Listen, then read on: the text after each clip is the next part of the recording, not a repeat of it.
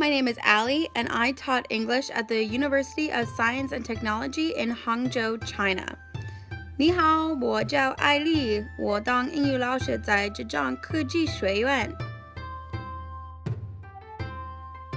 China was the best 3 years of my life.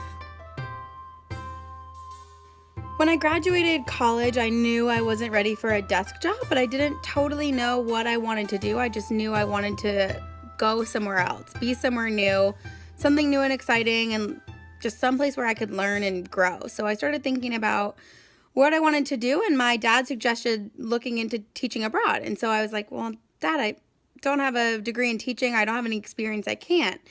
But I did some research, and turns out you can't teach abroad without any experience. So I got TOEFL certified, and I moved to China, and it was a really easy decision once I realized I could go and teach abroad. I always wanted to learn Chinese. I never had the opportunity to in high school or college, and when I had the opportunity to move to China, I knew I wanted to go. It took me a while to feel comfortable in the classroom. Probably a semester. I think the second semester with my new students, I learned from my mistakes, and I learned just more about Chinese education and about the university I was teaching at and the classroom culture and things like that. Probably after an entire semester. Not to say I was really completely uncomfortable the whole first semester I was teaching, but it definitely took me a long time, probably longer than most people, to feel really comfortable in the classroom.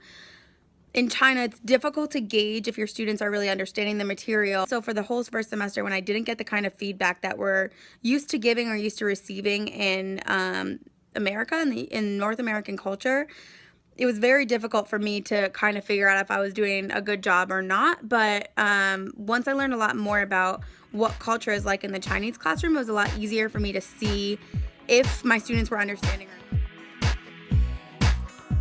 Getting around China without speaking Chinese is one of the coolest experiences I think I've ever had. It really puts things into perspective, especially as a native English speaker, where typically you go places and just assume somebody speaks English, you'll find someone that speaks English, and usually that's the case. But it's really eye-opening to be in a situation where you're in the minority by not speaking the language. Not to say it wasn't frustrating. It was extremely frustrating. It was really difficult at times not to speak the language. I did the best I could to pick up as many phrases as I could. I went to restaurants with photos so I could point. I used hand gestures a lot, but it was also a really great opportunity just to learn more about communicating without words.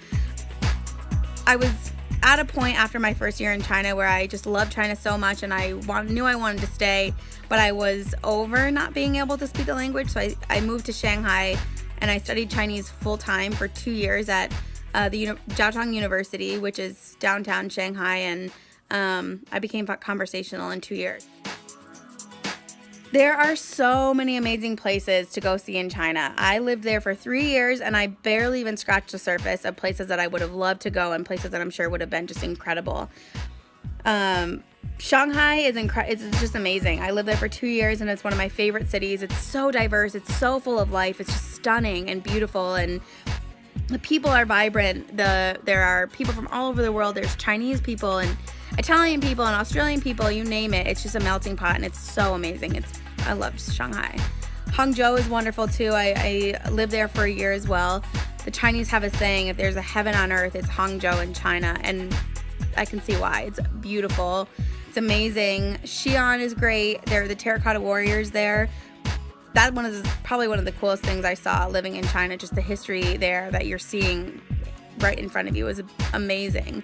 The pandas in Chengdu are awesome. Of course, Beijing is a must-see. The Great Wall does not disappoint. It's awesome. I went several times, and every time I went, I'm just like, this is amazing, and I was just in awe. Advice for anyone who's getting ready to go to China is just expect the unexpected, be open-minded, and just know things are not going to go your way, and things are going to be really different than what you're probably thinking they're going to be. China is so awesome, and it's so different and full of life, but you have to be ready for it. It's louder than you might be used to. It's more crowded than you might be used to. There's so many more people around. The grocery stores are going to be different. The shopping is going to be different. The classrooms will be different. The accommodations are going to be different. But if that's what you're looking for, then China will tick all those boxes. If you really want to be in a country that's so unlike what you're used to, but yet so welcoming and can really feel like a second home, then definitely go to China. My 3 years in China were the best 3 years of my life by far, and I don't even know where I'd be in life. I don't know where my career would be. I don't know where my life would be. I have no idea. My life would be totally different if I didn't spend the time in China that I did. And on top of that, I wouldn't have the friendships that I have. I wouldn't have the memories that I have. I wouldn't have the experiences that I had. I traveled all around China, all around Southeast Asia. I learned Chinese. I learned about cuisine. I learned about education. I learned about culture. I met people that will be in my life forever, and I can't imagine my life without those people, without those memories, without those experiences. China was the best 3 years of my life.